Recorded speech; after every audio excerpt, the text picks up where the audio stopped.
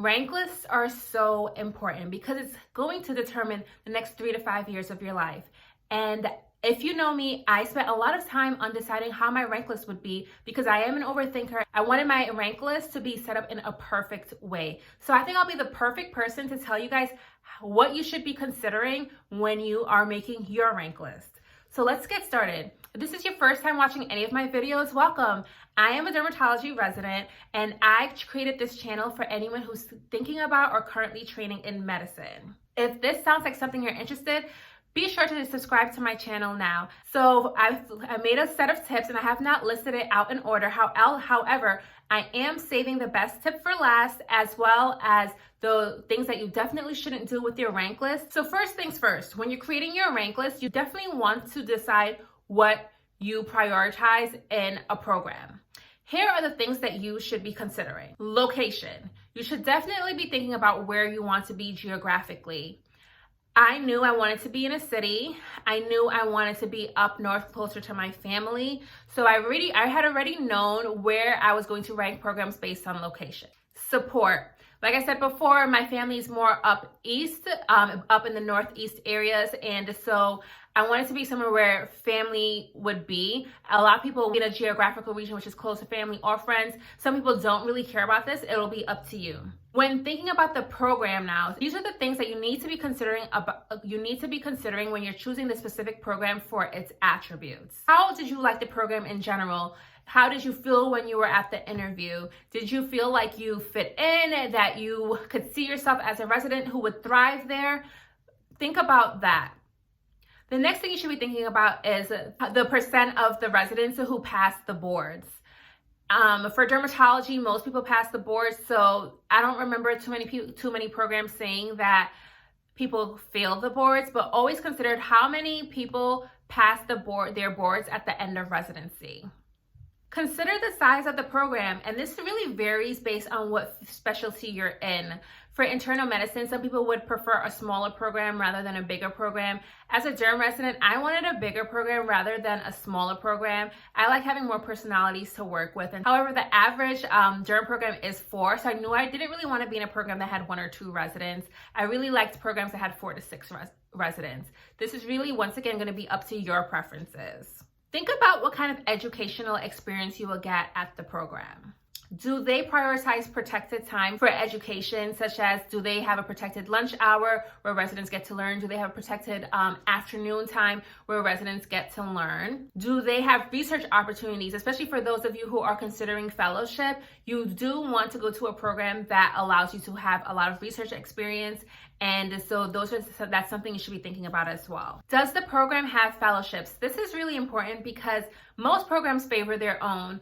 So you want to go to a program that has fellowships so that if you're considering a fellowship, you have an easier chance to match into a fellowship rather than someone who goes to a program and has no fellowship opportunities at their home program, because then they'll be competing with everyone else. Consider the career paths of recent graduates. Like, where are they going? Are they matching into the fellowships that they want to go to? Are they going into private practice? Are they going into academics? You have to think about where you see yourself in the next few years and what you want to do, because you want to see residents doing a variety of different things, because that shows that you have that ability as well when it reaches your turn to graduate from residency. Then, of course, you also want to go to a program where you felt on interview day and through your research that they cared about the program. Do they have wellness days put aside for their residents? Do they have wellness events? What are they doing to keep their residents supported, as well as mentorship opportunities? And I saved a little bit for the last thing that you want to consider, because in the grand scheme of things, there's so many other important factors that you should be considering. But now, as someone who's now in residency, the little things do matter, and it's the perks of the residency program.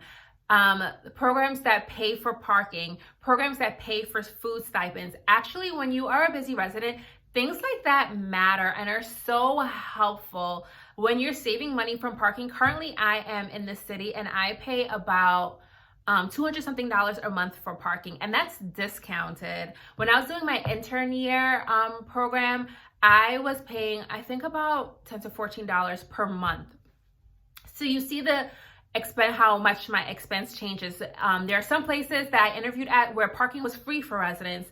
And then also, is the program going to pay for educational materials such as study material for boards, such as UWorld, paying for boards itself. My intern year program paid for me to take step 3. A lot of programs didn't do that. However, to be honest, I didn't choose the program because of those perks, but when I got those perks, I was like, oh my gosh. Another thing that my program paid for was they put money towards me getting a new cell phone. So there are a lot of programs that give perks, so you want to consider that as well. And I don't think it should be one of the top things you're considering, but that should be in the back of your mind, because when I look back at it, I'm like, oh wow, these things are really great. Did it change my rank list? It didn't. And in hindsight, it probably still wouldn't have changed how I did my rank list. Also, another thing to consider is the diversity of the program. And you may not be able to always choose a diverse program, especially if you're doing a residency program that's small in general, but at least the diversity of the city that you'll be working with, and then considering the diversity of the patients you'll be seeing, and even the diversity of the institute that you're working in. All of those things should be things that you might want to consider when you are making your rank list. Those are all the things you should be thinking about when you're prioritizing how you want to make your rank list. Now, the next steps. You have a good idea of where you want to go with your rank list. Now you want to figure out, like, okay, I'm in between my first choice and second choice. For a lot of people, there are less people who are between the first choice and second choice rather than the people who are not sure what to do with like programs and after that. And so I recommend reaching out to people. Talk to trusted mentors about your rank list.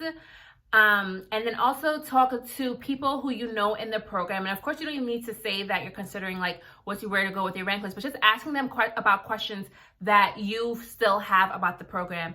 A lot of programs also open it up for anyone who interviewed at their program to ask questions prior to their rank list, because they also want people to rank based on full knowledge of their program. So if a program says like reach out to us if you have any questions, if you have questions, feel free to ask those questions. And now, after you've talked to your mentors, talk to other residents that have been in the program, talk to the program to ask about further questions, and after you've prioritized everything, the last thing I'm going to say about it is trust your gut. That's really all there is to it. I remember stressing so much because one of my mentors was suggesting that I rank programs in a certain way. However, I knew that I was not happy. I was not as happy with those programs. And I really respected that mentor's opinion. However, I knew at the end of the day what was going to make me happy. And I need you guys to know that for yourselves as well. As you guys know, I'm so happy where I ended up for residency. No one can know exactly where you will thrive. No one can know where you will be happiest other than you. Okay, now what not to do with your rank list. Do not pick programs based on name and reputation only. I remember when I was going through the process, I had a lot of other classmates saying like, I don't know if I should just make this number one because it's such a great name program. And then you ask them like, did you like the program? Like, what were your thoughts? And they're like, no, not really, but what about the name and the reputation? And it's just like, you have to be there for years. You want to be happy. Like at the end of the day, who we become as attendings is all based on us and the hard work we put into it. So do not pick a school just because of the name. Now, of course, if it has the name and it has all the stuff you like in the program or most of the stuff you like in the program, then that's great. But